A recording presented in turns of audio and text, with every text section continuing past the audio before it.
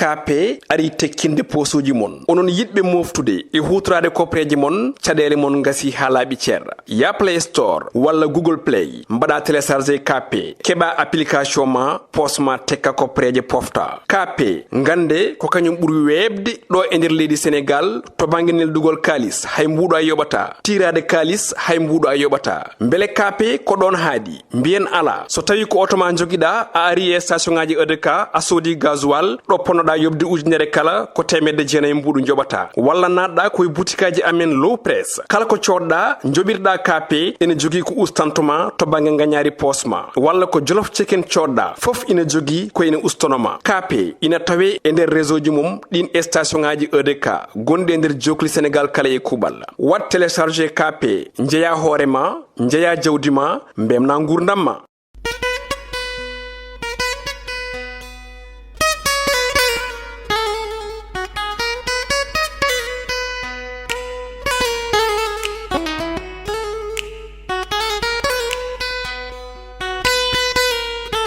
bandiraɓe musidɓe tedduɓe jaam wale mon on calminama e inde on manama e jettode en garti e katande jomiraɗo joom baɗe bawɗi gam humnude aadi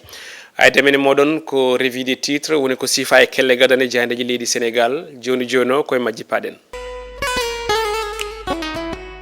jahandeji leydi men dawri hande koye tobɓe ɗiɗi toɓɓere adinde ko fate banggue gueɗe ñawoje woni wayloji teskaɗi hen ɗi kono kadi e erango ko wiyete appel Seydina Limamoulaye ɗo e Yoff e toon to Cambérène ɗum ji sababu noon jahandeji ɗi kala pini dawi hen pudortoɗen ko jahande Sud Quotidien nden jahande wi ko conseil supérieur de la magistrature leydi men Sénégal woni tambiɓe gueɗe ñawoje leydi ndi e gardugol hoorejo Macky Sall jahanen ko ɓe mbi ko maw leydi ndi batiri carte hollirde wonde tan ko ɗum ɗon woodi ummiɓe e manam e jonɗe mumen kono kadi woodi addaɓe tawi ko hesɓe ina hen toon to cour suprême hono Siré Ali Ba kañum lomti toon hono biteɗo Cheikh Ahmed Tidiane Coulibaly kono kadi goɗɗo bayluɗo nokku muɗum ko Amadou Diouf gonnoɗo procureur général on acciɗ ɗum ko Abdou Karim Diop omo ganduɗa kadi ko toon to cour suprême Ousmane Diagne kañum tigui woni toon e oɗo saaha woni ko jani en koɓe gandini en ɗin konngol jaaji e hello tati enen nden jayde Sud Quotidien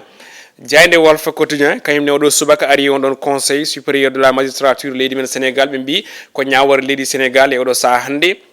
waylama kono kadi woodi hen ummiɓe nokkuji mumen Amadou Diouf on procureur général kañum ne juuri ko toon to cour d'appel de Dakar kono mo ganduɗa kam woni Abdou Karim Diop kañum woni patron kesso on ɗon parquet wurlamorgo ngo Dakar woni on conseil woni procureur de la république kona ɗum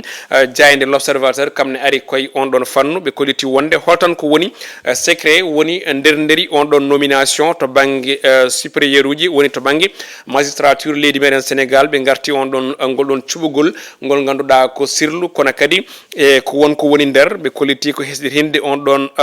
ɗin ɗon ɓe ganduɗa ko yimɓe golloɓe to banggue e ñawoje leydi Sénégal kono kadi tawi ɓen ɗon ha joni ko promotion génération mo ganduɗa ko intermédiaire ko noon jani en ko ɓe mbi ɓe ganduɗa jomumen nanto nanaga nana e mawɓe nana e sukaɓe ɓe gandini en wonde noon nde wayno Ibrahima Bakoum e Abdou Karim Diop ɓe noon kala ko parquet ji manam ko worɓe arɓe e parquet o tawi noon ko worɓe andirnaɓe daranade ko yiti ko e foddeji e kame hakkeji bani adama jani en ko ɓe mbaɗi hen ko reportage jaajƴo andinɗen wonde holko woni darde ɓen ɗon kono kadi holko ɓe gandirano e ko yiwite banggue ñawoje leydi Sénégal ɗin ko goɗɗinen jaaji hello nayyi ha joyyi e nder nden jayde l'observateur jayde quotidien le quotidien kañum wi ko waylo jiyama e nder magistrature leydi men Sénégal ɓe mbi tan ko jeu de siège hollirde wonde tan oɗo saaha hande ɗiɓi waɗi comme no cokkini ittuɗo ɗo watta to e hollirde wonde noon ko Siré Ali Ba kañum tigui fayi toon to cour suprême Amadou Diouf kañum juuroyima toon to cour d'appel de Dakar kono kadi omo ganduɗa ko biyeteɗo Ibrahima Bakoum kañum tigui suuɓa woni procureur général goɗɗo mo ganduɗa waylim walla ari ko kesso ko Abdou Karim Diop on ko procureur de la république jani en ko ɓe mbi ko ɓeɗo worɓe tato walla ni ha nayo kañum men ɓuuri mantenede ko yewti ngon sumgo hanke e gardugol hoorejo leydi ndi Macky Sall jayde les échos arti titre ɗinɗo ngoy wadde kala subaka titre gadannom ɓe gari koye on conseil supérieur de la magistrature leydi men Sénégal ɓe kolliti wonde ko dio manam tan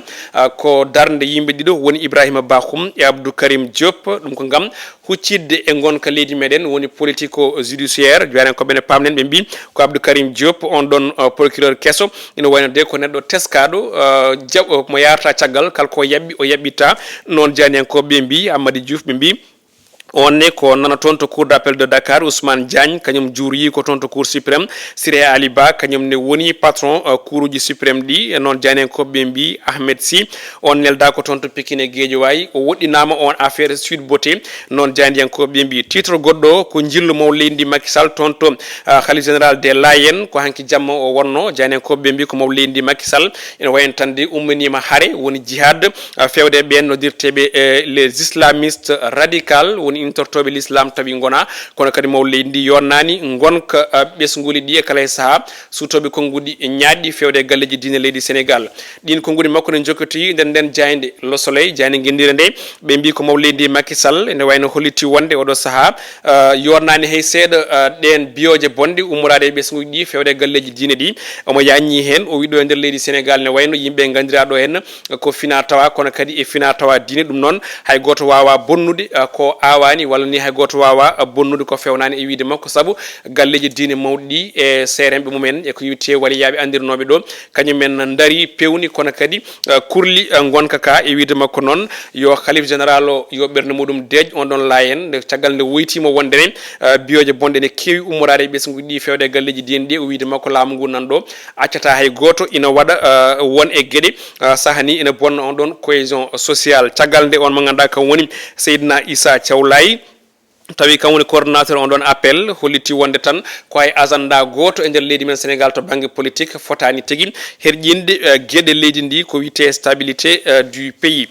jayde besbi le jour nden ɗon ari hen e on ɗon 143e édition appel de Layène ɓe kolliti wonde ko Seydina Issa Ime ko noon ɓe noddir ɗum e oɗo subaka hande ɓe mbi ko histoire mo ganduɗa ko Khalifa Gadano tawi ko kam woni afo on ɗon Al Mahdi janen ko ɓe mbi holko woni gartam on ɗon appel Limamoulaye woni appel ɓen Layène en eɓe janñi hen kono kadi ɓe garte konngudi mo leydi Macky Sall o wi ko laamu ngu ma daro gam hormade walla ni wadde feere ha yimɓe kormo ɗin galleji diine ɗi ganduɗa ko galleji diine kañumen tambi calɗi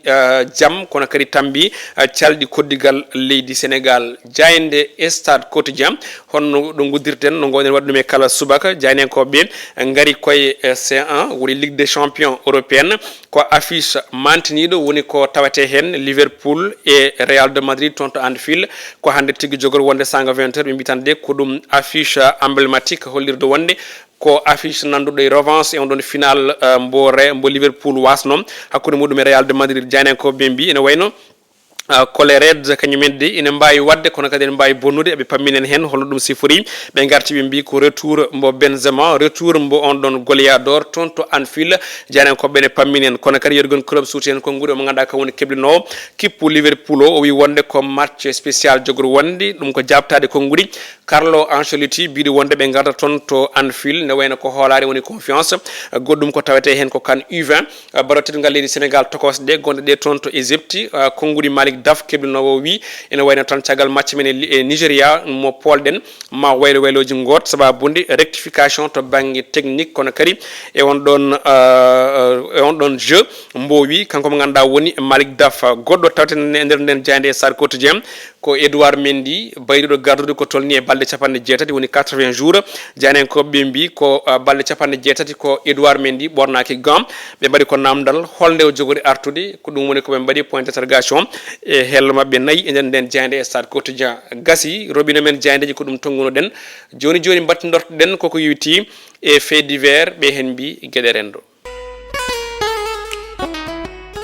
gueɗe rendo hono kala subaka no kewɗen waɗa caggal roɓindo jayndeji hande kadi ne guddirat jayde l'observateur e hello muɗum jeetati ina tawe toon ko yewti cuumu mawgu ganduɗa ngu teskanoma toon to ranche de Dolly ladde nde ganduɗa nde ko ladde renade toon to diwan mbo Jolof eɗen gandi ladde nde suminoɗe e balɗe ko tolni e balɗe ɗiɗi ko tolni 1.5 hectare kañum woni ko sumi toon e oɗo saaha ɗum jeeyi sababu noon aynaɓe wonɓe toon ɓe hande ne gonde kulhuli ina gondi kadi aussi e caɗele sababude ko boni ko to banggue leggal ko boni ko to banggue huuɗo ko boni ko aussi to banggue ñamde ko yewti ko tijjinode e nguɗo ceeɗu ɗum woni hande ko addi kulhuli ladde nde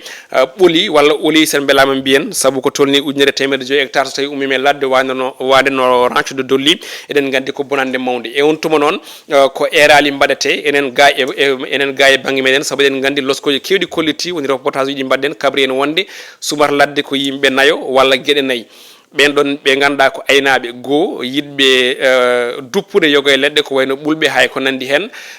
kono kadi e jawinoɓe cigarette ɗum ko ɗiɗi tataɓo kadi aussi ko ɓen eggoɓe ne koɗa nayaɓo aussi ko ɓen ɗon ɓe ganduɗa ko yiɗɓe ɗabbude ko fate banggue hono ƴulɓe woni noddirteɓe ɓen ɓe ganduɗa ko duppoɓe ƴulɓe e ladde nde e kala e sa so tawi duppi lekki hi gaccata ha ñifa e on tuma so keñeli mbaɗi ɗum laya ñifa donc noon ɓeɗo nayo kala koye meɗen jeeya gaynako koye men jeeya ko kañum jeeyi ladde ko kañum hoɗe ladde kañum kadi aussi orata e ladde aynata e ladde ɗum ko goho on mbe sikki nde foti rende ladde et puis ayna nden ɗon ladde rena ɗum beele ene hiisa hen jawdi muɗum hiisa hen ɗum ko goho deuxièmement on mo ganduɗa ko jayinowo aussi hen sayi ne wawi wonde jolowo e oto ne wawi wonde jaahowo hakkude wuuro ne wawi wonde aussi jaaɗo tenoyde walla wadde goɗɗum e ko nandi hen ne wawi wonni hay gaynako mbaɗa woni ko jayinowo à chaque fois so tawi hade ma weddade on ɗon mes cigarette wat assuré vraiment on ɗon ñifi wata duppode ladde aussi ladde nde loro ko lori hen ko aussi loro walla ko mbiyen tan an aussi neɗɗo aussi daña hen aussi caɗele goɗɗum ko neɗɗo ɓen waɗoɓe eggoru hoɗoru woni ɓen joomen jawɗele en gonɗo e wuuro hande gegga tawi sahane geggata nde aussi won jeygue won ɗon ñifani ɗum ne kadi so ladde nde suumi an hoorema ma lora hen et puis lora ko lori en ko lori e nden ɗon ladde goɗɗo ko on ɗon moɓe noddirta soppana en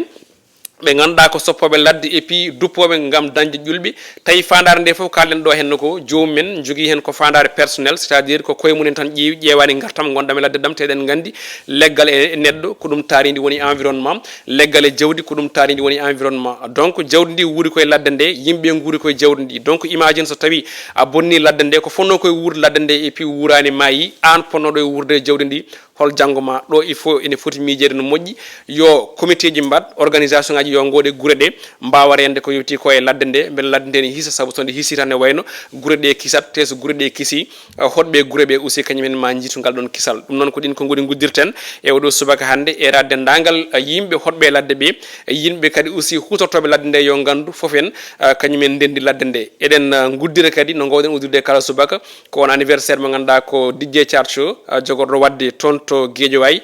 aljuma 24 lewru février c'est à dire ko ɗo e balɗe tati inchallahu rabbi moɗon ɗo joggude makko e aadi no mbiɗen ni hanki ene wayno ko aadi moon e fina tawa ko aadi moon kadi aussi e DJ Charcho e ɓen ɓe ganduɗa ko invité ji makko surprise eɗen ñagono Allah moƴƴere Aissata Ndiaye nde warta e jaam kanko arɗo e cellal e coftal machallah o wawa kadi jokkude revue des titres no wowi wadde kala subaka ɗum noon en jetti Mansour Sow toon to caméra ari fal to banggue montage en dokkodiri aadi janggo so Allahu lamɗo jaaɓi assistance Raki Diallo yo Allah hokki en ñallude dow jaam.